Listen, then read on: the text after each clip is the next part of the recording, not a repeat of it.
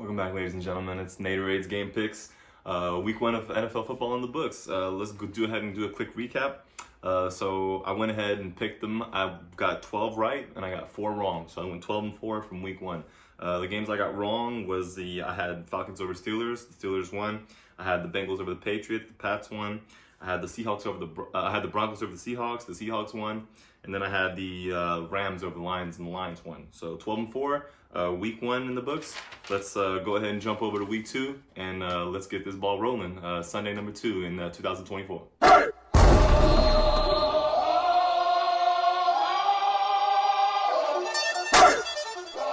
Here comes the...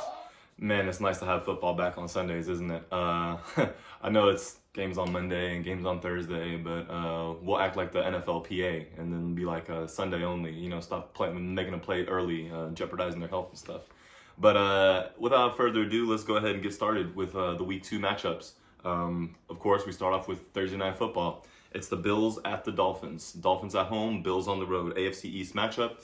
And in this matchup, the Dolphins, or I should say the Bills, have won 11 out of the last 12 matchups, including a matchup they've had in the postseason as well. So I remember the only time they've won was when the Dolphins beat the Bills a couple of years ago when they had like 18 minutes time of possession to Bills 40 plus minutes, and the Bills lost. So I think this is the game where the Dolphins prove that they can beat the Bills, because this is the one team in their division that consistently finishes above the Dolphins. You can imagine Dolphins fans would like to see some results here. They're at home. They're coming off of a home victory against the Jaguars. So they need to limit Josh Allen. He had a nice game last week, 2 rushing touchdowns, 2 passing touchdowns in the receiver by committee approach, a couple of rookies and some young players there. And the Dolphins still look like the track team, can strike fast. I like that they're giving Devon Achane a lot of carries. Jalen Waddle, Tyreek Hill are hard to defend. And this is going to be a good matchup. It's going to be a good matchup. I think the Dolphins actually have an advantage at home here. They're healthy up in their front 7. They're pass rushers. I think they can get pressure on Allen. Jordan Poyer, who used to play for the Bills, now plays for the Dolphins, will have some tips and insight on the Bills' offense. So it'll be a fun game, a fun Thursday night matchup. I do have the Dolphins coming out on top, 34-31. Now advancing to our Sunday slate of games, we start off with the Raiders at the Ravens. This is not going to be an easy matchup for the Raiders at all. The Ravens, their home opener, lost a very close one last week to the Kansas City Chiefs by a shoestring, literally an inch of a toe. You got the Ravens at home. Expect them to establish the run. I think the Los Angeles Chargers ran for over 150 yards on the Raiders last week. So that's a weak point, a weakness that the Raiders have that I'm going to be watching for them to exploit, the Ravens. And the Ravens just matched up well against this Raiders offense. They didn't really get much going last week against the Chargers. It's their second road game, so it's going to be tough for them in general. So I do have the Ravens here edging it out fairly ugly, but relatively easier than last week against the Chiefs. So Ravens win their home opener. I say 27-9. All right, now we're moving on. Chargers at the Panthers. The Chargers looking like a tough team. We had an idea that Jim Harbaugh was going to focus more on the running game, and this is going to help out his young quarterback, Justin Herbert. He placed their first-round pick, Joe Alt, is on the right side, and then their first-round pick from 2021, Rashawn Slater, is still that left tackle. So good tackles here in the LA. As for the Panthers, a horrible game last week. They still don't have Jonathan Brooks healthy. They couldn't really get much done growing on offense. Bryce Young completed less than 50% of his passes. Not going to get much easier as the Chargers looked more disciplined on defense, especially in the second half of the Raiders game, considering they're usually known for blowing leads when they get them in games in the previous 2 years. So for this one, the Panthers, it is their home opener, but I think the Chargers come on the road, smack them in the mouth, and play smash mouth football. I expect Carolina to score a little bit more than they did last week, but to no avail. That's going to halt them over the top and come out with a victory. So I see the Chargers starting 2-0 here, beating the Panthers here, 33-20. Now we got the Saints at the Cowboys. Both teams looked very good last week. Cowboys defense flying all over the place, forcing turnovers, getting pressure. Saints just manhandling the Carolina Panthers front offensive line, getting to their quarterback, not really giving them much room at all. But now it's a Dallas Cowboys home opener, and AT&T Stadium is one rocking place. So I expect the Cowboys to come out flying, getting pressure on Derek Carr early. I do expect the Saints offense to probably exploit some double moves, considering they need to protect. But I can see them trying that, considering the Cowboys do have a rookie corner who played very well last week. But yeah, I would say if they can hit on a double move, then they might have opens things up for them on offense. They're going to try to run the ball too against this now stingy run defense. So I'm excited for this matchup. Of course, I got Dallas. I'm rolling with the Cowboys here. I think they win 34-16, but I see it being close in the first half, as both these teams are actually match up pretty well against each other. Moving on now, Buccaneers at the Lions, rematch from the NFC divisional round last year, where the Bucs were 5 points within striking distance of taking the lead, but the Lions prevailed. The Lions this is their second home game in a row, and the Buccaneers were looking. Baker Mayfield was actually the highest, the quarterback from Week 1 with the highest passer rating. He was practically flawless against the Commanders. Different challenge now, as the Lions have noticeably improved in their secondary. Alex Anzalone anchoring that middle, and Aiden Hutchinson off the edge. Terrion Arnold, a notable rookie starting corner, along the flip side of Carlton Davis, who they got in free agency, and the slot corner, who he's not a rookie, they got him as well. I forgot his name, a veteran. And then Kirby Joseph in the back end got an interception last week against the Rams, who's actually a very good player, who they've also drafted. The Lions here match up well. I think the Buccaneers' run defense is not going to keep the Lions' rush offense under 125, 150 yards rushing, which is still good to be over 100 yards rushing. The Lions ran for over 150 yards last week against the Rams, but I do expect the Buccaneers to take advantage of Mike Evans, as I think he will get one-on-one matchups against the rookie corner, Terrion Arnold. Even if he matches up against Carlton Davis, this was a former teammate of Evans in Tampa Bay. They know each other, they're neeks. So I think this is going to be the key for Tampa Bay to attack their secondary. And Rashad White out the backfield is a good mismatch against any linebacker, considering how shifty he is. So and the Buccaneers with the first round pick Graham Barton looked very good on the offensive line. So this is a good matchup. I do give the edge to Detroit because they are at home, and Tampa Bay and Detroit played each other recently. They know each other. Both these teams are still somewhat the same. Also look for Amon-Ra St. Brown. Sam Laporta matched up against Antoine Winfield Jr. I think Winfield Jr. here has a big role in limiting the big size target like that, and especially down in the red zone. That's where Detroit likes to feed their playmakers the ball. So I do think the Lions come out on top here by a field goal, probably at the end of the game. I think it's going to be 30-28. Detroit starts 2-0 on the season. Now we're advancing the Colts at the Packers. Packers at home. They lost Jordan Love. He's going to be out for 3 to 6 weeks. Colts lost the close game last week against the Texans. Now they're on the road. The backup quarterback for the Packers, I think, is Malik Willis, whom they traded for less than a month ago. So the Colts have won 4 of the last 5 matchups against the Packers. I do expect that to continue, considering the Packers, although a good defense, a great front seven, and an improved secondary, I see the Colts getting more comfortable with Anthony Richardson at the fold. They're going to run the ball with Jonathan Taylor more, I believe. Saquon Barkley ran for 109 yards on 24 carries last week against this Packer rush defense. I expect the Colts to get Jonathan Taylor going, and don't forget the dual threat capabilities from Anthony Richardson. Obviously, he can't take a lot of hits because he was injured last year as well for running a little more than the coaching staff probably wanted him to.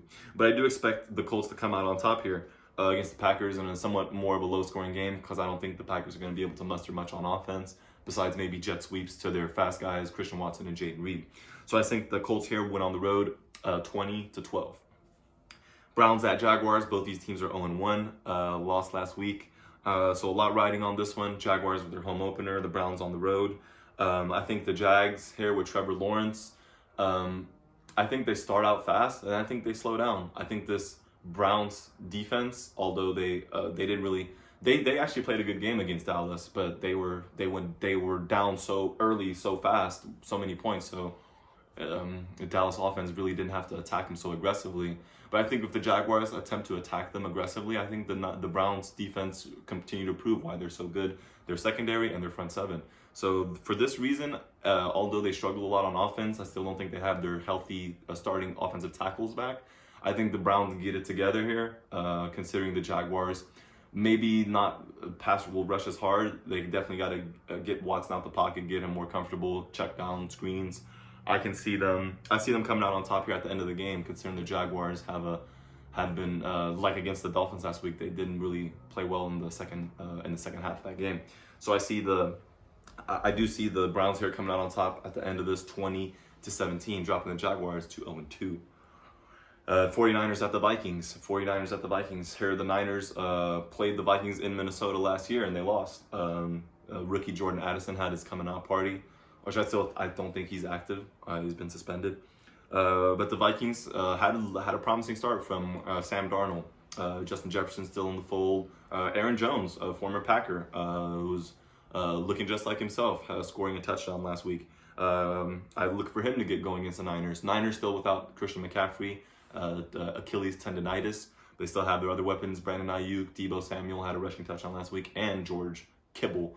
So don't forget that they have an array of weapons. I'll even give Kyle Juszczyk a mention. If the Minnesota Vikings can get pressure on Brock Purdy, then they'll have a chance to win this game. If not, there is very little chance, very little likelihood of them succeeding to being the team with the most points at the end of this contest. So therefore, I do see the Vikings at home dropping this one to the Niners, 24-16. Maybe less points scored because I think the Vikings can muster some pressure, but I don't know how consistent it will be able to be. Seahawks at the Patriots. This is the Super Bowl rematch. The game, in Seattle, that started the Legion of Boom, the Legion of Boom train back in 2012. So it's nice to see that these two teams are matching up. Patriots surprising last week, but it should be no surprise that their defense has always been like this. They got Christian Gonzalez, first-round pick from Oregon last year, back off injury. Kyle Duggar, you extended him, and he had a forced fumble early in the game last week. That was very critical. And then you got Jabril Peppers, who's a do-it-all in the backfield, and we'll let you know that he's there. So in all honesty, I think this matchup favors the Patriots. Unless the Seahawks can get Kenneth Walker established early and thoroughly throughout the game, I think this is going to go the Patriots' way. Geno Smith looked decent in the game against the Broncos, but it took him a while to get going. And I think it's because the Broncos have a decent defense as well. I expected the Patriots defense to come out and be more aggressive this week than they were last week, stopping the Bengals. And now I think they'll, in their home opener, stifle the Seahawks here. Although the Seahawks do have some matchups, some interesting matchup opportunities with their wideouts. But the question is, can they protect Geno Smith, which I had some issues with last week against the Broncos. So I expect this one to be a slow burner, low scoring, defense. I think the Patriots prevail, going 2-0 in the Gerard Mayo era. I think they win over the Seahawks 17-13. Jets at the Titans. Both teams are 0-1 here as well. The Jets I thought Aaron Rodgers looked decent. He had some great throws. He had his vintage draw him offside, throw a touchdown, decline the penalty. So I think he looks pretty good. Breece Hall needs to hold on to the ball. I think he's a good weapon out the backfield. Maybe they can blend in touches from their secondary back. And their defense it was unusual for them to allow so many rushing yards to the Niners last week. And they supposedly had a loaded box often as well. Against the Titans, I think it favors the Jets, considering they're going against a younger quarterback in Will Levis, who absolutely looked very bad in the second half of the Bears game last week, which they lost. They were up 17-0. The Bears did not score an offensive touchdown. They only had 3 points from their offense in a field goal, and the rest was through special teams and defense. So that's saying a lot. So the Titans should be 1-0, but they're not. And their home opener, I think, is going to result in the Jets coming in there and having a good and then decisively winning. I think the Titans need to figure out how to get their quarterback in the right position to his strengths.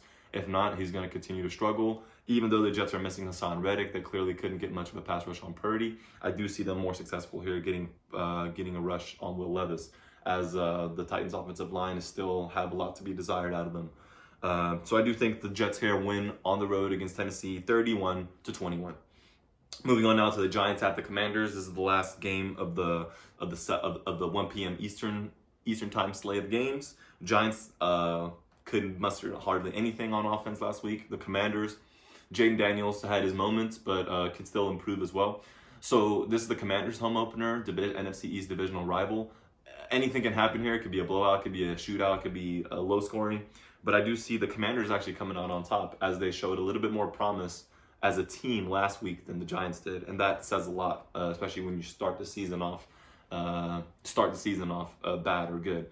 Although the Commanders gave up 4 touchdowns to Baker Mayfield, I don't think Daniel Jones is going to be able to torch them for more than 2 touchdowns. I don't think he's going to be able to have the same success as Mayfield had against the Commanders' defense last week. The Commanders, the team that can generate the most pressure, is the team that has the advantage in this one, I believe.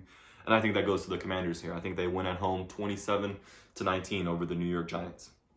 All right, now we go over to our midday games, our 4 p.m. Eastern time. Rams at Cardinals. This is an NFC West matchup here. Both teams are 0-1. The Cardinals had a good chance to beat the Bills last week, but couldn't really muster much in the second half of that game. Only got their 4th overall pick rookie receiver, Marvin Harrison Jr., 1 catch for 4 yards. That needs to be, he needs to get more targets than that, as he's going to be matched up against the young Rams secondary, which actually did a good job on Amon-Ra St. Brown last week, as he only had 3 catches for 15 yards. Although Jameson Williams did torch him for 100 yards. So speed in that one. They should probably try to use speed against this Rams secondary.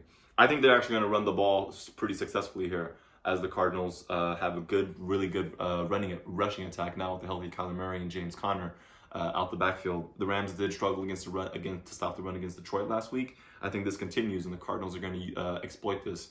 I expect Cooper Kupp to have a great game, but since Puka Nacua is now going to be sidelined with an injury, they're going to have to ask more from Tyler Johnson, their other wideout receiver, and Demarcus Robinson. So with consistent production from Kupp, I still need one more receiver to step up, because I don't think, although I do expect the Rams to run the ball on the Cardinals too, because the Cardinals don't have the best rush attack, the best rush defense to stop. So this game could go both ways, but I do think the Cardinals come out on top at home, 25-24.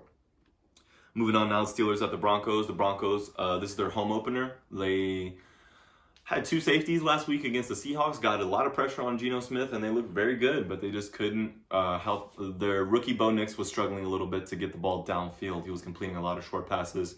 Their leading receiver had 8 catches for 39 yards. That's almost like a running back. Those are running back numbers in terms of yards per reception, or per touch, if you will. So the Steelers coming into the house, TJ Watt absolutely wrecked the game last week against the Falcons. He's single-handedly the reason they won.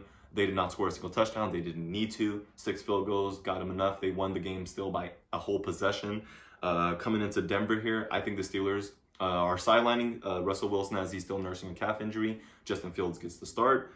I think as long as they hold on to the ball, don't turn it over, I think you're bound to get at least 1 turnover from the Broncos offense, considering the rookie quarterback and a running game that's struggled to rush the ball for a rushing touchdown in a while, I believe. So I think the Broncos lose their home opener. Steelers go up 2-0. They win here 26-17. Sunday Night Football: Bears at the Texans. Texans at home, the Bears on the road. As mentioned earlier, the Bears won a game without scoring an offensive touchdown. I don't think they're going to be able to get away with their defense trying to win the game over the Texans, as the Texans are a very good team. Veteran presence on offense and defense. Second-year quarterback getting even more comfortable, and they have a running game now with Joe Mixon running for 159 yards on 30 carries last week. The Bears defense is they are no joke. I think they can limit the amount of rushing yards that the Houston Texans can gain. But if they fail to get pressure on C.J. Stroud, I expect them to struggle in the secondary. Although they have great players, Jalen Johnson, Jonathan Brisker, I can't expect them to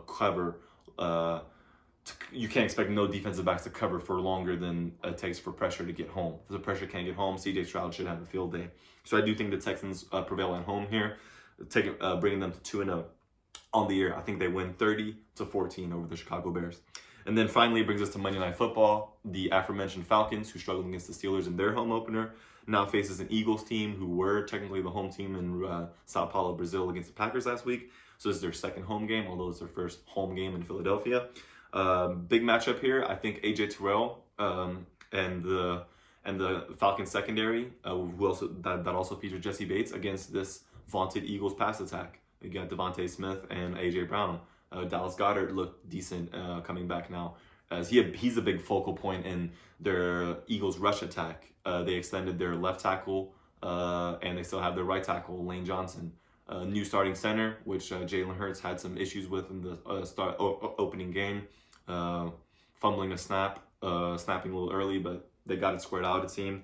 So the Falcons here have a task. I think Kirk Cousins can go toe-to-toe with Hurts, but as a member of the Vikings, I think he was 0-2 against the Philadelphia Eagles. I think that continues. I think he'll be 0-3 or 0-1 as a member of the Falcons against this Eagles squad, as I do think they are a better overall team than last year. At the beginning of last season, they were winning a lot of close games on a lot of luck. I think now they are actually a lot better overall. Vic Fangio has that defense looking a little scary. So let's see what the Falcons can do. But I don't think it'll be enough for them to win this game. I think the Eagles win here on Monday Night Football, 28-21.